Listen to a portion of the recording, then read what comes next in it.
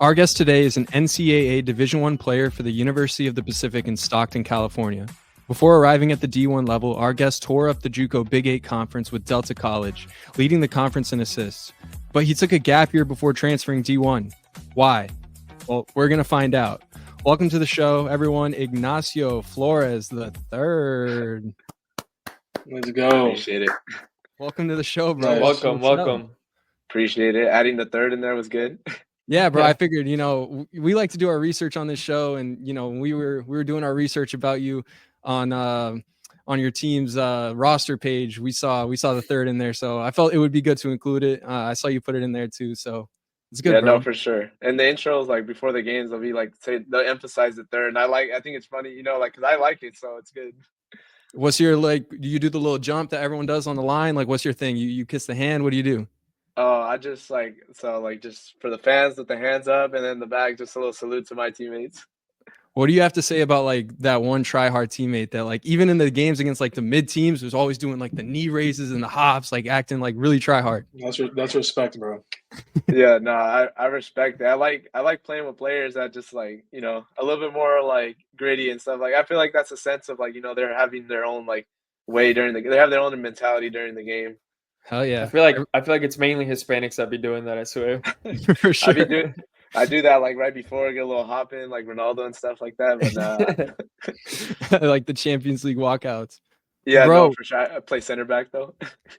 So, bro, we wanted to talk to you really quick, just an icebreaker. If you could take 3 attributes from any player in the world to create your dream player, what would those 3 attributes be?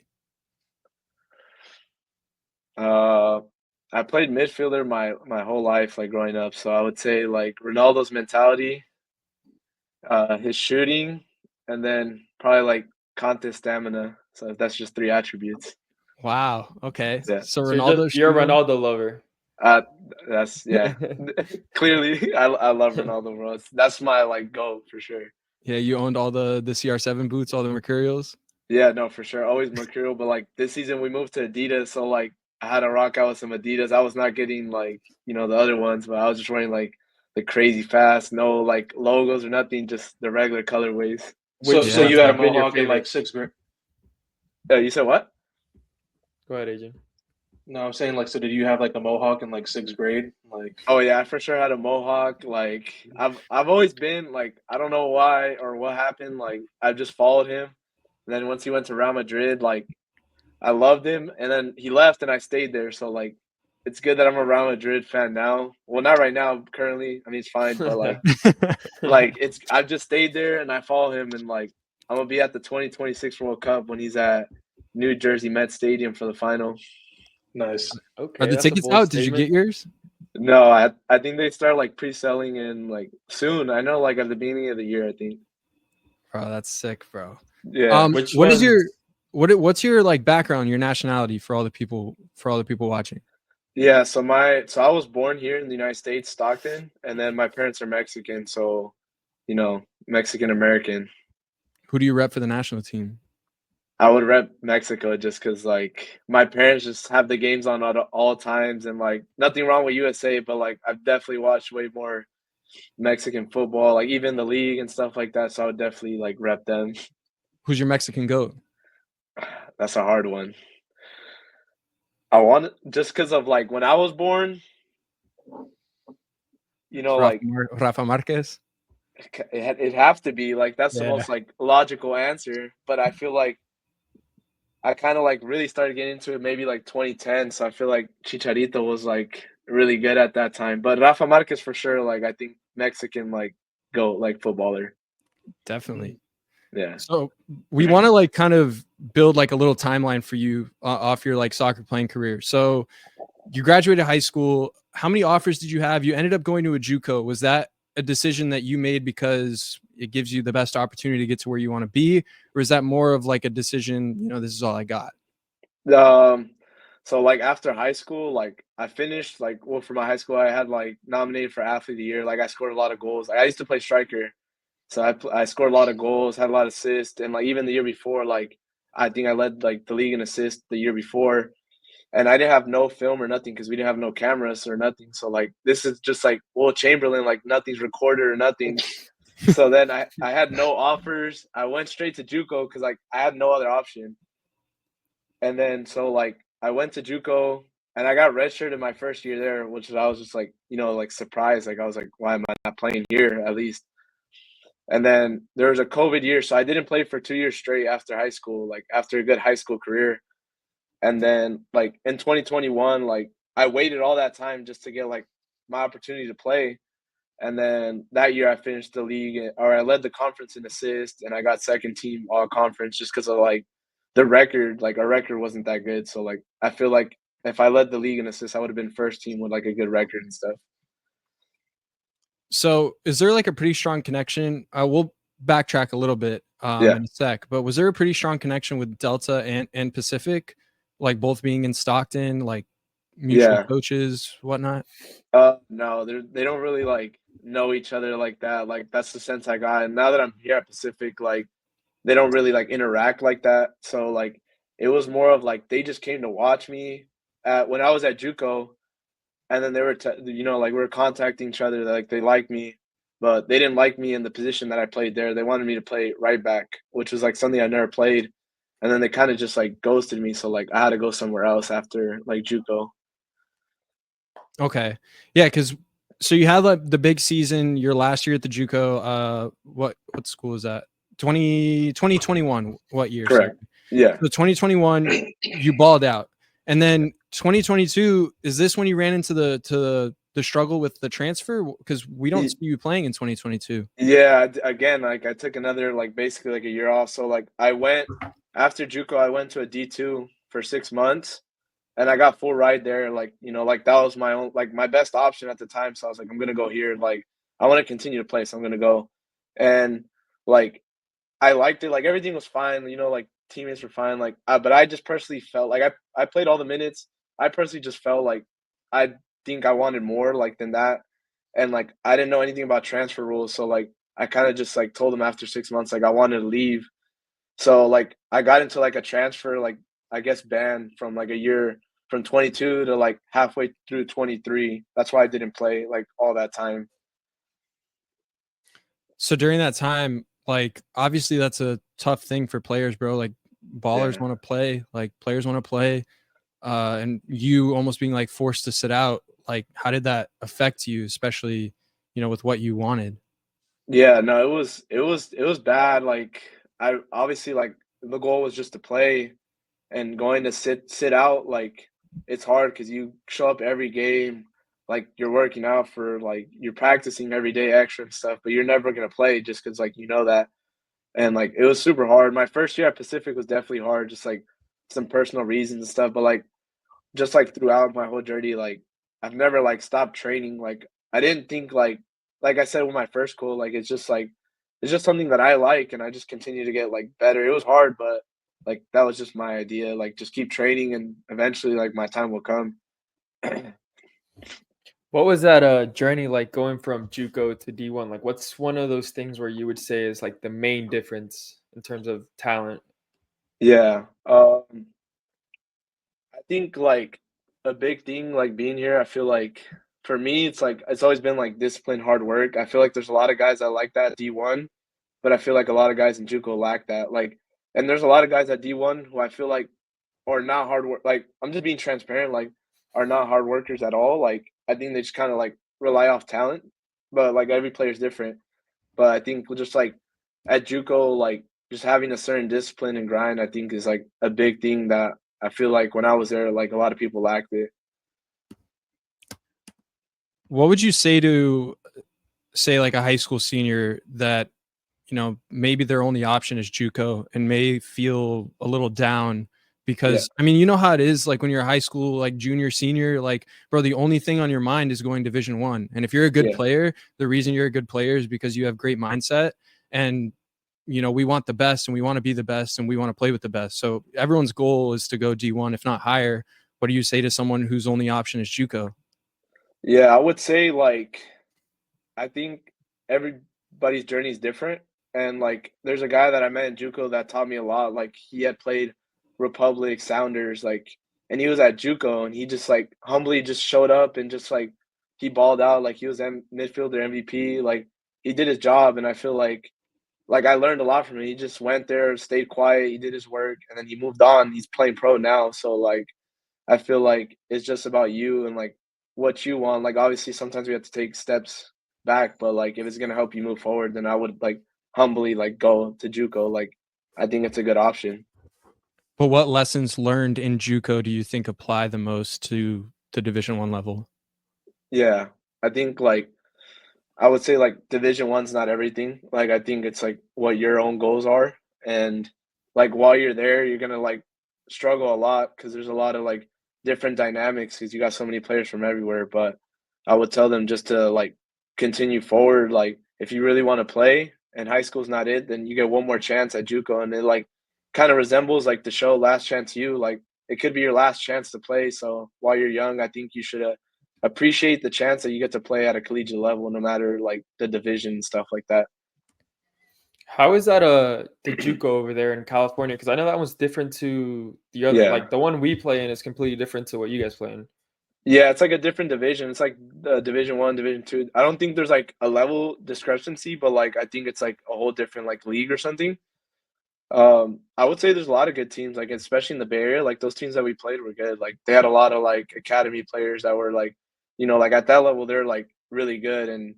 And I think like in Stockton, like we have no academies really, so like we just had guys that like honestly like play like Sunday league or just high school. Like so we had like, like I wouldn't say like less talent, but like compared to other schools for sure.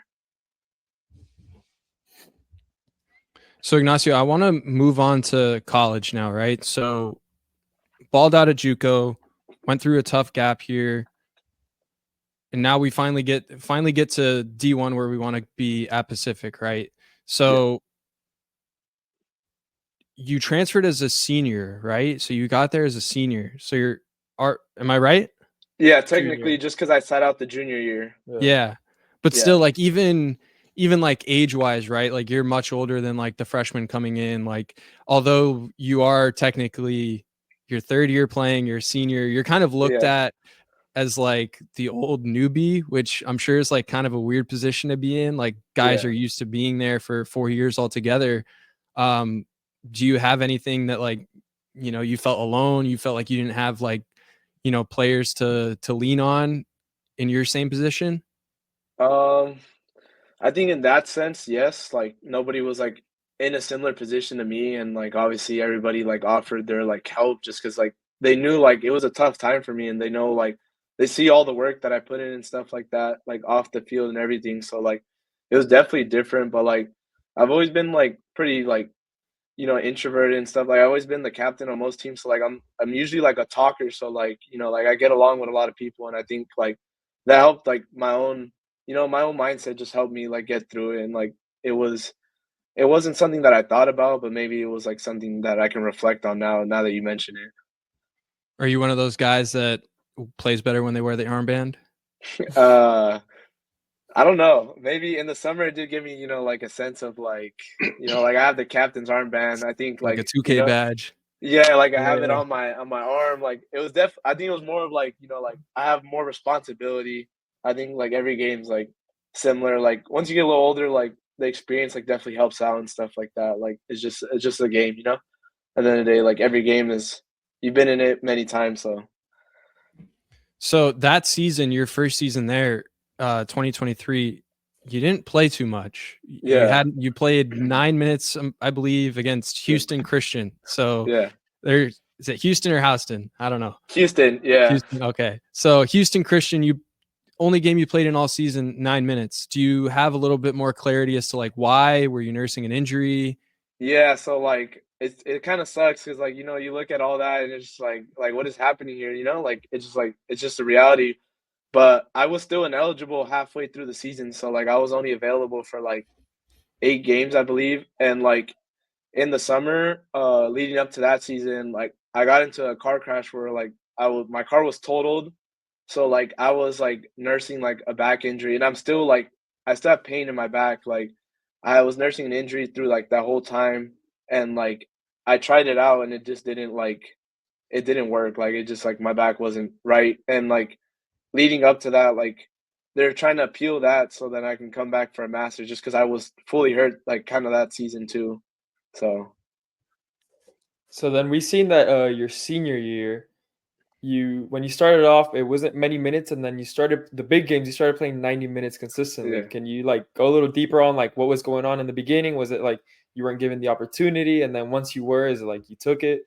Yeah, like the first couple games of the season, like leading up to preseason, I played a lot. Like the 3 games that we played, like I was playing a lot, and then just the season comes around, this guy, like he doesn't play me that much, and I'm just like, I was confused too because I was playing a lot in the preseason and I was doing good, and I just didn't play a lot at the beginning of the season. I guess like I talked to him and he said like it's just his own decision stuff. I'm naturally a center back 6, but like coming here, they wanted me to play right back. So like the right back played all the minutes. Like he didn't really get subbed out at all, and that's where I found like a lack of minutes. And obviously center backs, like even as a coach, like I would understand you can't really move center backs if you're, I guess, defending well. And I understand that. So I'm a little bit older. Like like I was still focused, trying to get my spot. And then we get to Stanford and like by yellow cards for suspension, like I'm the next man up to play. And that's, they're number 2 in the country at the time. So like I like humbly would say like I was like top 3 performer that day, like in a game where we shouldn't even have gotten a draw or like something. So therefore like, like if I was a coach, I can't sub you out no more. Like you get the next start, Mm-hmm. and then I Yeah, play until you good. mess up. Exactly. So like I think I outperformed my counterpart the next game. So then like I just continue to be the starter. And then obviously we got 2 wins at the end. And then we lost to number 3 San Diego 1-0. So like I showed good performances throughout those games. And like he just luckily like it came towards the end of the season, but like I think everything happens for a reason.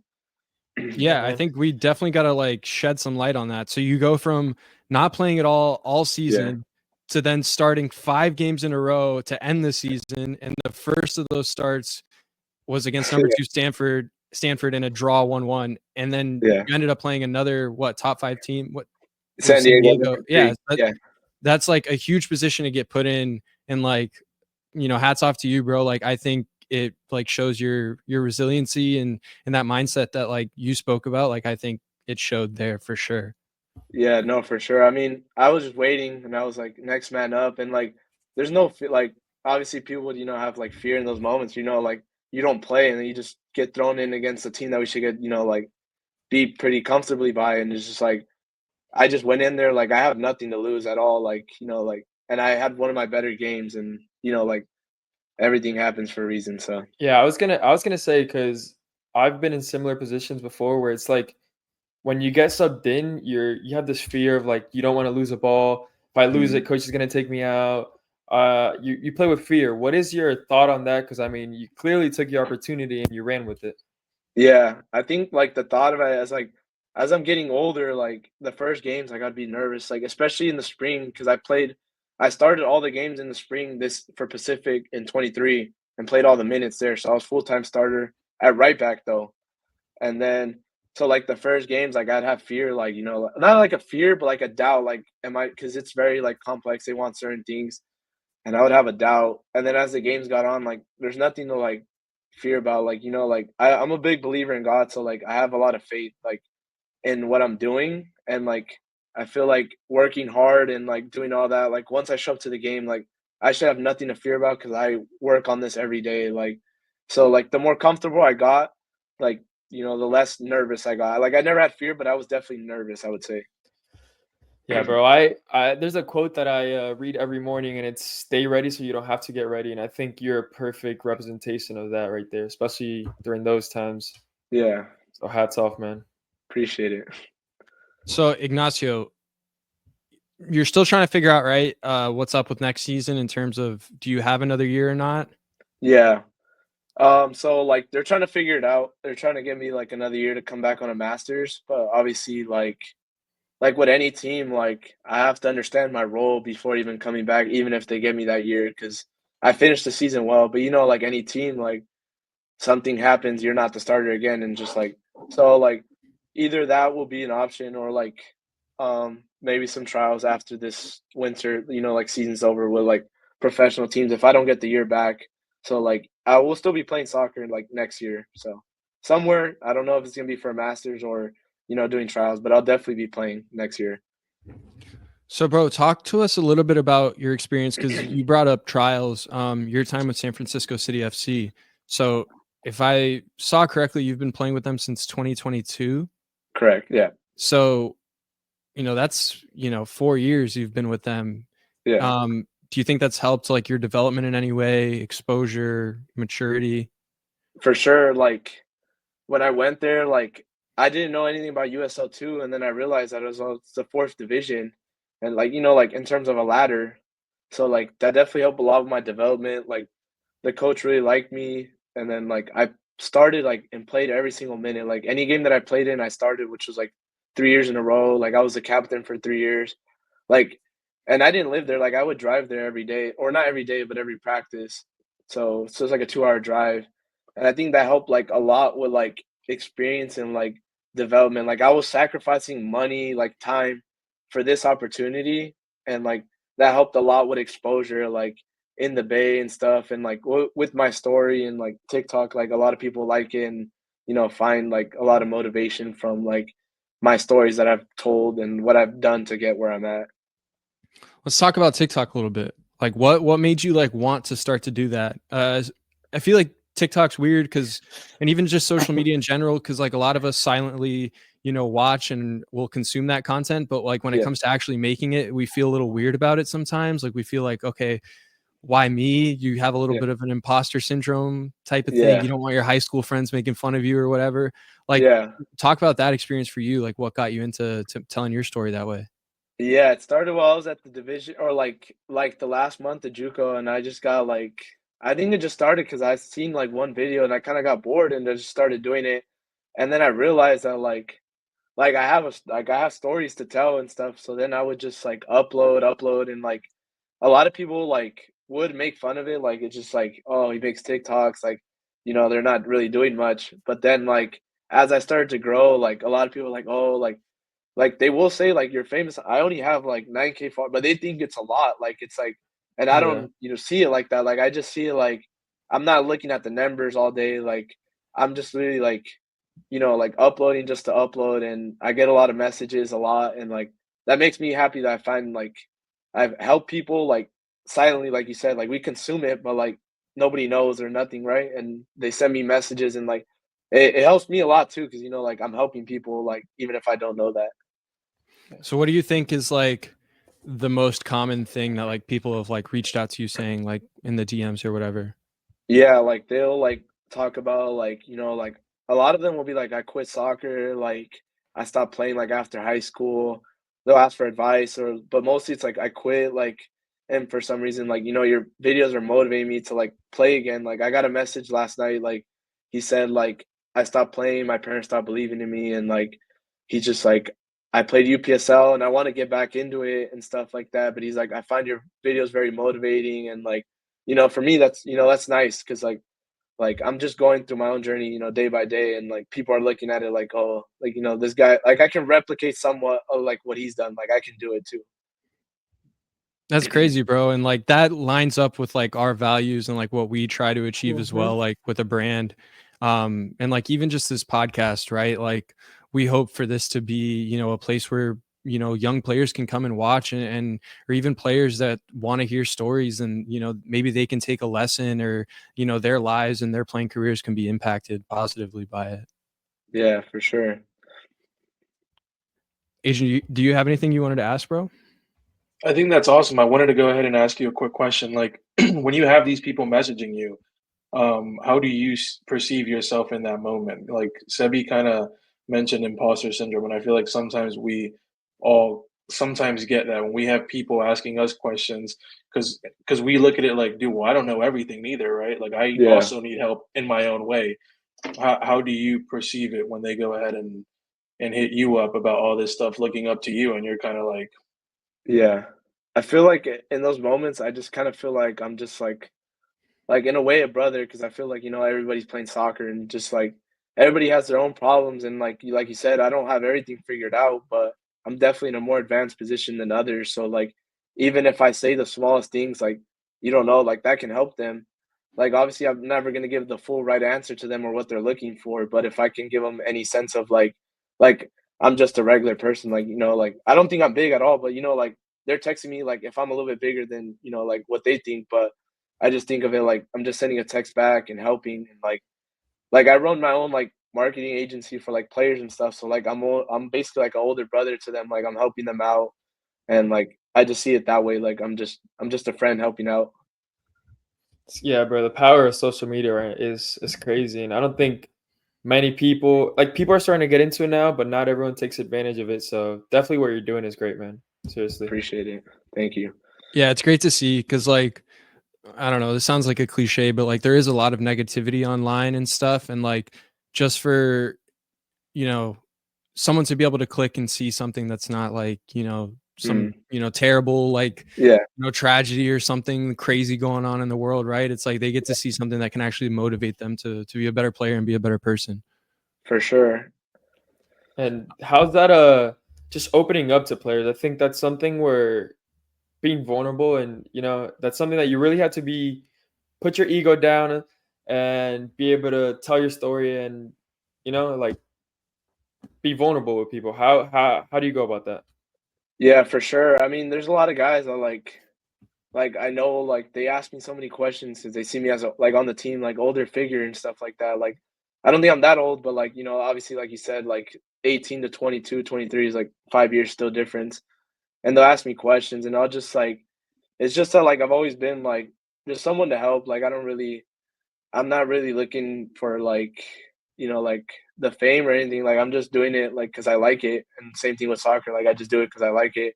And every day like I'm getting better and I'm achieving what I wanted to achieve, but like I'm not like I'm not presuming it to anybody. Like it's just if you ask me, like I'm gonna give you the best response, and I'm not gonna like say I can give you the best response because I do this or I have these numbers or something like that.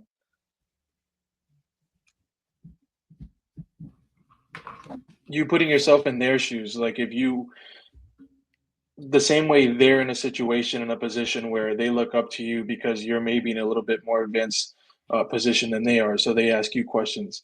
You wanting to move forward and wanting to improve, I'm sure you have your doubts. I'm sure you kind of, have Yeah, the kind of like in their shoes, but in your advanced position. If yeah. you had someone who was a little bit more ahead of you, like what are the type of questions that you would want to ask in the road that you're going into right now? Yeah, I have a couple of good friends that like I've known forever. They play pro and stuff like that, and I just ask them like like how like certain pros do certain things, and like I think it's more of like like what separates like because they've also played at Division One level, so like what separates a Division One player to like a pro player, and like I wouldn't say like I think it's more of like the playing aspect or like the level. Those are the type of questions I'm asking just because like I want to get there too, and like I feel like I've been playing for a long time, and like that would be the next step as far as me making it.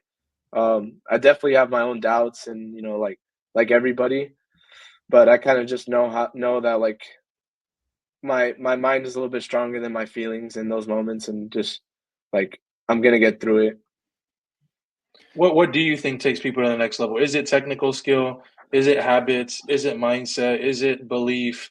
Is it, knowing how to play your position well? Like what do you think, you being D1 talking to your friends that are pros, like what Mm. can you think will take someone to the next level? Well, I think what I've noticed that like positions also vary. So like obviously, as a winger, you want to be a little bit more, technical. You want to beat people. As a center back, I think it's a lot of like, technique, obviously, and awareness, IQ. Like I think a lot of game experience matters, and I think when it comes to mentality, I think that's what keeps you like going forward. Like so, when you're in a certain position, like you can still take the next step, like not staying where you're at. But I think it's like a combination of everything, especially at the pro level. I mean, very few players get to play pro, so like I think it has to like involve a lot of things like to get there. Ignacio, in all your time, like growing up from like being a little kid starting to play to like now, What is the best thing a coach, a trainer, your parents have ever said to you as it relates to your journey as a footballer, whether it's something technical or something super motivational? Not that I can remember when I was young, just because I don't think like I've just played like I never played for like the biggest academies or anything. Like I just played for regular clubs. But I think recently something that stuck with me is we went to a game in Missouri, so Missouri State, and I remember like I was going through like a tough season because I wasn't playing at the beginning of the season, and I traveled like halfway across the country, and I didn't play. And, like, I just remember my dad texting me, like, saying, like I just like, one thing clicks is he's like, "Obviously, you feel sad, you feel pain right now, like, but, like, you should use that to fuel your, like, energy to get better and to, like, not use this as a failure, like, as a motivation, just, like, there's still more left."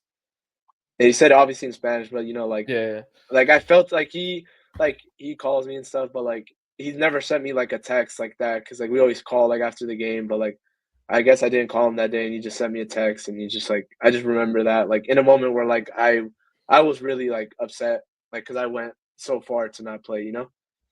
How important have your parents been in throughout this journey of like just going from the JUCO to not being able to play to It's being a lot able of to what play if. but not playing and then finally getting those minutes?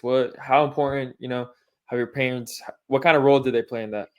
Yeah, like, they've been crucial to my journey, like, on my senior night, like, they're the ones that walked with me, just my parents, because they've never missed a game. Only the ones that we've had to fly to and stuff, but they've never missed a game since I was a little kid, and, obviously, they don't understand, like, everything in, like, college now, like, they don't understand, like, "Oh, I'm moving here," or, like, "I have to do this," but, like, they support me regardless, and, like, they've always been there, like, they always offer support, like, they've driven me everywhere, they'll even come to me with the games, like, practices, like, they've never missed a step, and, like, obviously, like, I hope they know that, like, on the senior night, like, like, also me getting honored, like, they were honored in that moment too, so, like, they've been, like, crucial to me. You can say it in Spanish or English. What's one thing you'd tell them? Like, that I love them and I appreciate, like, I'm where I'm at because of them and all their, like, efforts and hard work and time that they've, like, invested in me. What is, bro, like how important is just enjoying your time playing footy? Because, like, me personally, it's been over a year since like I last, played a 90 Mhm. minutes like in a competitive game. And like, bruh, I miss it. Like it Yeah. sucks. And for so many of us, it's something that because we play it growing up, it feels like forever to us until it's over. And then we realize that it was such a small part and small fraction in our lives. And bro, like I mean, yeah, I can go play pickup and stuff, but like Yeah. for me, like being such a competitor, bro, it's like I miss that feeling of like, okay, this is a do or die, this tournament Mhm. final. Like, how important is enjoying footy? Yeah, that's the most important part, like, with anything, just enjoying, like I remember even, like, that I wasn't playing, even if I got 15 minutes, I would be happy, like, I'd be like, like, "It is what it is, like, I'm gonna do my best," and that's just, like, I feel like finding happiness in it, like, helps you too, like, even if it's bad, like, it could be worse, like, I'm literally playing soccer for, like as my living right now, like, there's so many people with, like it's just having perspective, like, so many people, like, struggling with, like, food, like, certain things, it's just, like, regular thing I'm just playing soccer, so, like, I think that towards the end of the season, like, especially more, like, I was smiling more, like, during the game, like, I was smiling, like, obviously, it's important, like, I'm serious during the game, but, like, you have to find moments, and I remember, like, at Gonzaga, like, the last, like, 10 minutes, like, I was just looking at the field, like, I was like, I don't know what could be next, like, but I was just like during the throw-ins, like, I was just standing there, like, enjoying, like, taking it in, like, I was like, I did something for myself, and, like, I achieved it, and, like, it was good to, like, reflect. You can reflect in games sometimes too, and to my situation, like I did that, and like I think it's really important to enjoy and be happy about it. Bro, Is I it had that. scary not knowing what's next? A little bit, but not like scary, but I think I'm more like nervous that like how he said like it's different from playing pickup and like or going out to a game and knowing that like it's gonna be a hard game, like warming up for a game, like hours before, like I'll go to my gym and like I'll stretch, I'll hit the massage chair, like I'll go through a whole pregame warm up before like the game even happens and stuff. Like it's a whole day thing, and I just like during those last games, like I found that like I still wanted to play because I had so much like enjoyment of like, feeling like a sense of importance during those games, and like it just felt like right that I still have more left. Like I felt like I had more left in the tank to continue to play. Enjoying the process. Exactly. Yeah, bro. And again, just like enjoying it while you have it too, bro. Like I have had like time to reflect now, like on my playing career or whatever. And bro, like I felt like in college, I was largely a striker, lost for confidence, bro. Like, bro, could not score goals, just having trouble doing like what I literally did my entire life. And bro, up until my senior year, when it hit me where I was like, damn, bro, like I have 2 months left, like 10 games left, is when like I finally like kind of like let go of that, like the stress and that I was putting on myself about performing well. And then bro, like I started to play good. I started to ball like I was when I was a kid. And like now I was sitting there trying to think like, bro, like why couldn't I play like I was, back in club or back in high school? And then I started realizing, bro, because I was playing with all my boys. I was playing with Adrian, tearing up backlines with this guy. Like we go from enjoying it to then it just Pressure. being gone. Yeah, it sucks, bro. But I'm No, for really sure. glad. Just enjoy it, bro. Just enjoy it. No, for sure. That's let me everything. ask this. Let me ask this for all of you guys, like the three of you. Like, I talk to like, parents who are like, have kids and stuff like that. And I always tell them you should put your kid into sports. I think it's extremely important to put your kids into sports. You guys being athletes, regardless of what happens in the future, whether you go pro, whether you not, like Sebi, you said you go, a year without playing a full 90 minutes. For you three, do you guys think that what you guys learn in sports, winning, losing, having setbacks, overcoming them, do you think that's still so valuable that down the road in the next 20, 30, 40 years, regardless of what you do, that stuff is what helps you out compared to someone else who never had that feeling? They don't know what it is like to be with a team. They don't know what it is like to be on the bench and, have that anger to work hard the next day to start the next week. I feel like we almost have an advantage, when you go out there in the real world. What do you guys think? No, for sure. I think all the things you said are like perfect. Like it literally helps with everything. And obviously I'm not in the stage of like I'm finding my career yet, but I've definitely worked jobs, and it helps a lot. Like you learn so much throughout the time, and then you can always reflect on like what's happened. And I think just like reflecting on everything, all the lessons you've learned, everything you've learned from certain people is like important. Right. And I would say too, like soccer is so unique to other sports. Like I've been traversing corporate America for like the last 2 years now. So I kind of like am able to apply everything that like I would do as an athlete just in kind of a different sense. And so, I've been able where it's like, okay, you're preparing for something, you're wanting to put in that extra work, that extra effort, be the first one in the gym, in the weight room, and be the last one to leave, first one in the office, last to leave. And I think all those things, and especially soccer, right? Like you compare it to another sport where there's like 100 opportunities. Football has, 26 pass attempts in a game. Basketball, there's, bro, who knows how many attempts in a game, right? Soccer can come down to one moment and one chance, and if you miss and you lose 1-0 or you tie 0-0, right? It's like that pressure of having to make the right decision when it counts, I think is so unique to soccer players that I think we have a little bit of an advantage in real life to some of the other sports. This is something that it's not out yet, but Adrian, back to what you were saying. I mean, you can see the shirt in the background.